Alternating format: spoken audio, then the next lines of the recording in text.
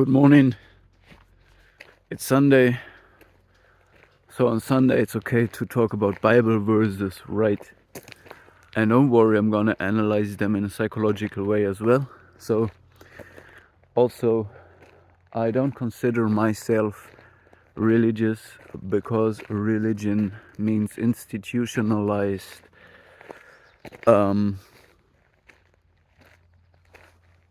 worldly institutions, and I'm here for individuals. So this is rather an individual spiritual, call it Christ consciousness if you want, call it self-work, whatever. Now, what happens in this Bible verse, Matthew 16, I believe 23 and following, it is that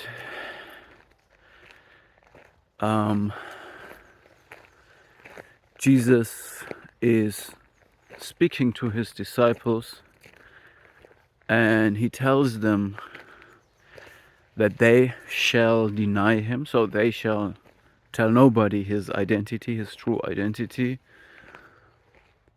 And he also tells them that he will have to go to Jerusalem and be undergoing humiliation ritual there, being humiliated, denounced, and ultimately killed by his own people there. And Peter wants to keep him back from doing this.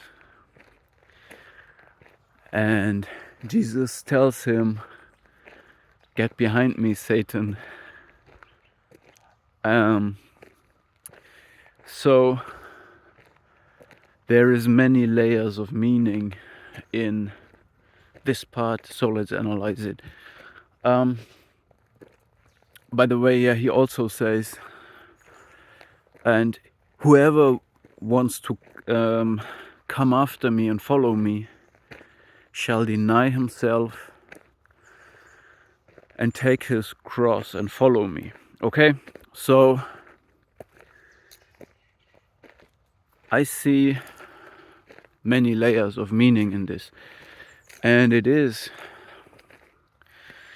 we have to understand that Jesus is 100% man and 100% God. Okay, so he's God's son.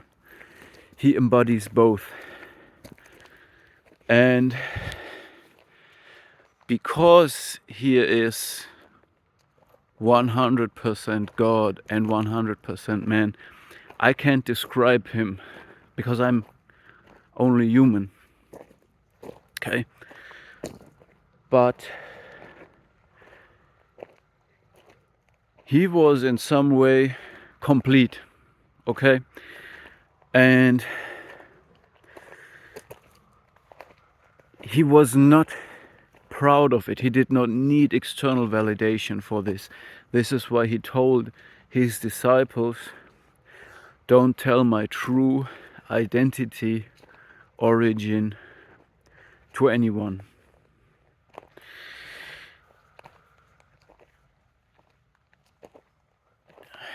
And he also knew that when he goes to Jerusalem, where all the people in power of this time were, what would happen? He had foresight. He knew they will denounce him, they will hate him, they will deny him, and they will kill him. And he knew it was written that this has to happen. The reason why he could foresee this is because he knew that he was real and complete, and he triggered people who are delusional, self-absorbed, and holding on to worldly powers, which all is interconnected. So you have to understand that even 2000 years ago, when Jesus lived, society was already inverted, just like the same as it is today. So there are a lot of hypocrites in power. The Pharisees and all these worldly leaders that are basically showing a false face. They are double-minded and hypocrites. And because Jesus knows he is real and innocent and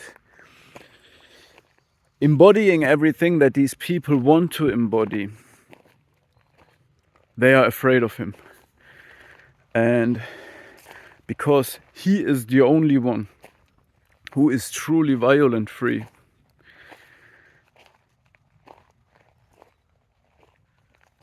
the result of this has to be that they kill him. And Peter was meaning well to save him, to say, you should not go there, you have to stay away from that.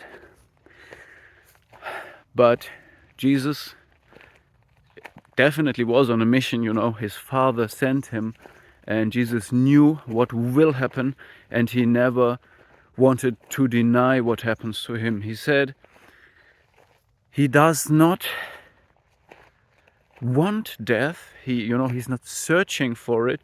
He even asked his Father to let this testimony pass him by, but if it is necessary, he will do it. In other ways, he confronts his enemy, but avoids them if he can. And this also is a sign of respect to life, which means he showed us that we should never mindlessly throw away life. But if a test is asked for us to do, then we have to face it. And Jesus understood that his disciples will have to go through the same process internally that he is going through physically. So Jesus was physically humiliated, denied, tortured, hated, crucified, and killed. But what Jesus said to his disciples means he has also foreseen that to become, to elevate, to make a certain internal psychological and spiritual process, they have to deny themselves, take their cross, and follow him. So what does it mean? Deny yourself means you understand that the persona that you have built is not really you. You understand that the man who says, I know nothing, knows more than the man who says, I know everything. So self-absorbed, grandiose people think they know it all, they're already there, they are so stable, so strong. The personality is, they create some picture, some delusional picture of themselves. But if you understand that you are not there yet, that your personality needs a lot of development and you have a huge part of yourself locked in subconsciousness, if you understand this, you are ready to ascend. And this is what Jesus knew as well. He knew about, a lot of prophets knew about the power of dreams, because only through dreams you can get to the fractured parts of your personality that lie dormant. And only when you accept that you're not full yet in your conscious state, you can start to work on this, to complete yourself. And you don't need the external validation. You're not looking for worldly powers or anything in the world, but follow another path. So Jesus understood this. It means denying yourself, means you turn away from this persona, this egotistical perspective of yourself. You say, I'm not all of this, okay? You also, which means you open your mind, you have an inclusive mindset. You're ready to get instructions from your dreams, and in this case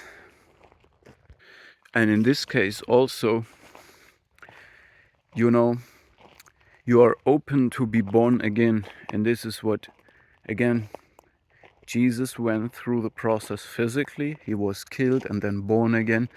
And he also says that his disciples, or whoever wants to follow him, needs to be born again in spirit.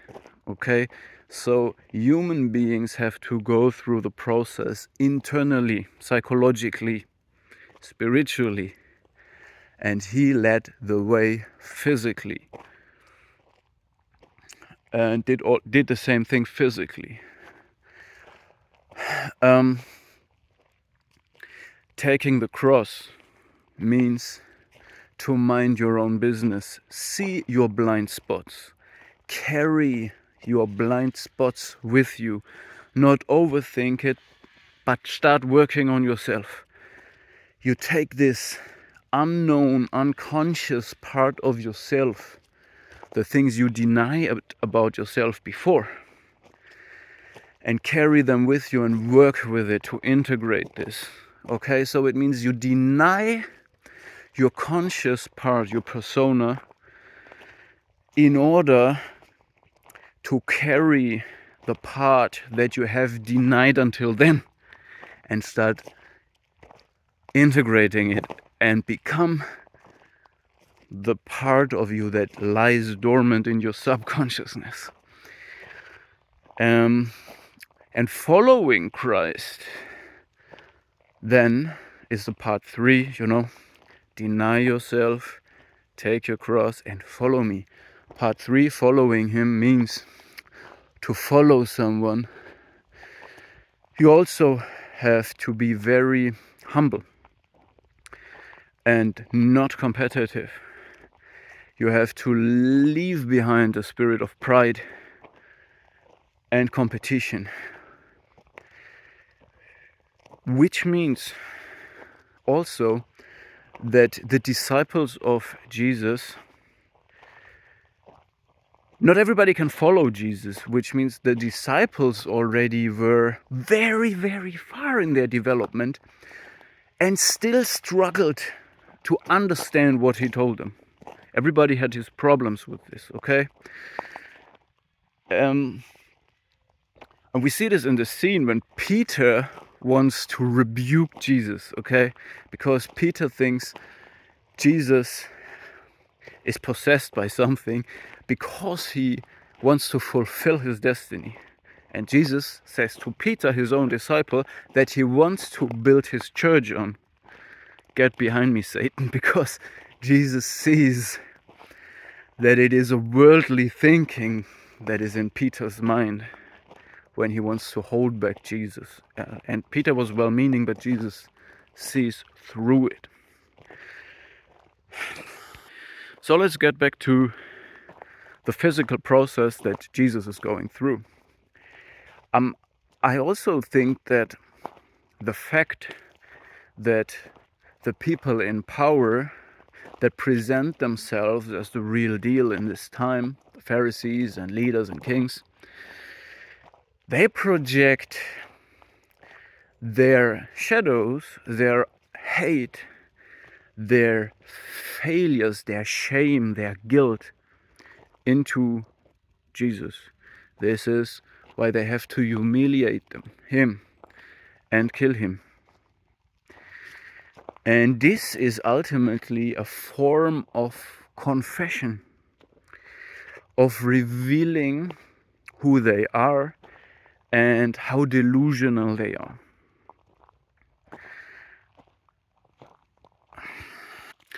And by this, Jesus kind of proves that he is right, you know? And it gives him the chance to be reborn. And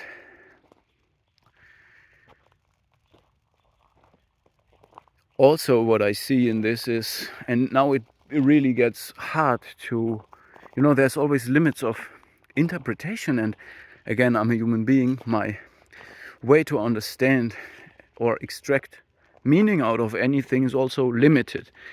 And probably in 10 years, I will be able to extract another layer to this. But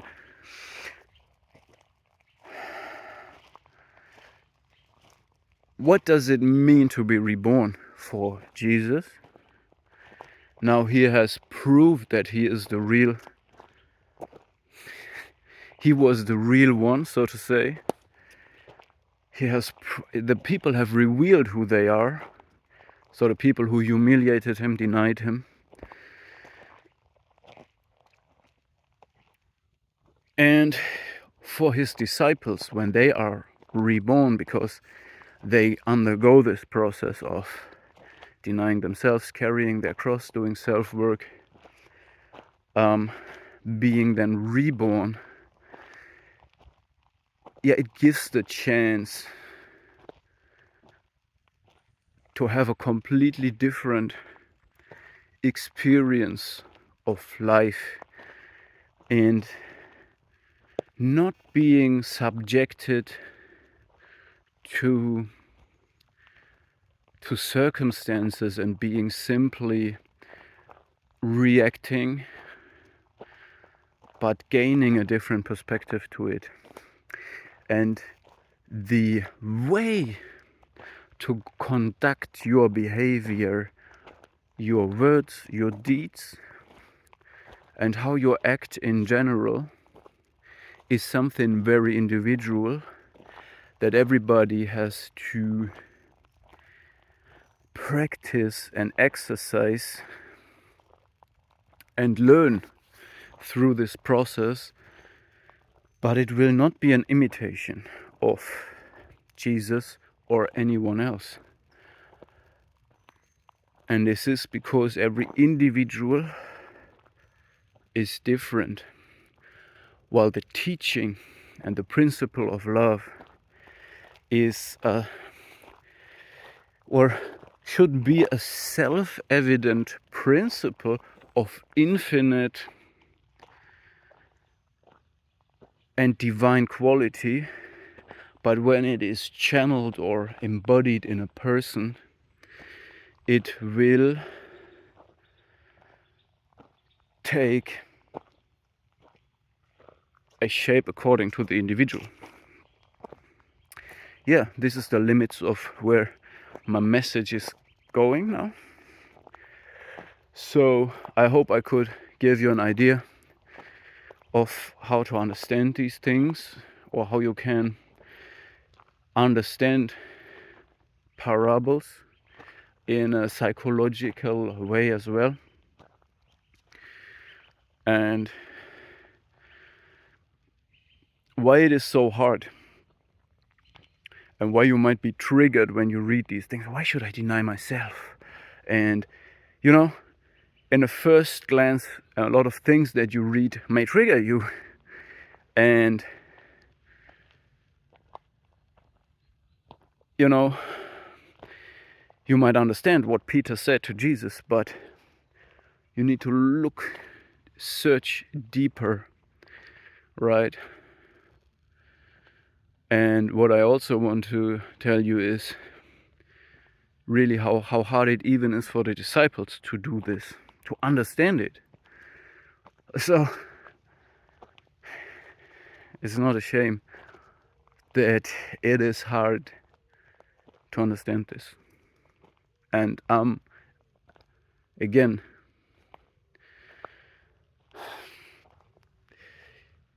the spirit of pride and to believe that you understand it will keep you away from understanding it. It is the same with martial arts, by the way. When you learn in the Chinese Kung Fu Wing Chun, this is a very simple, self-evident principle as well. But whenever you meet a martial artist that says, I can do Wing Chun, I know how to do it.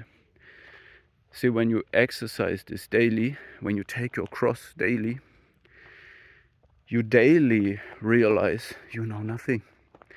Then you think, oh, now I figured it out. Come at me. No.